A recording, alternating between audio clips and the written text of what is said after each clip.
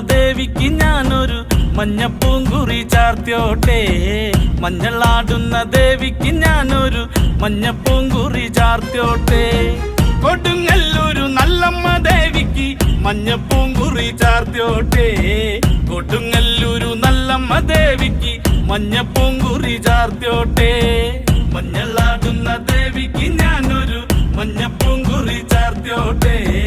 മഞ്ഞളാടുന്ന ദേവിക്ക് ഞാനൊരു മഞ്ഞപ്പൂങ്കുറി ചാർത്തിയോട്ടെ.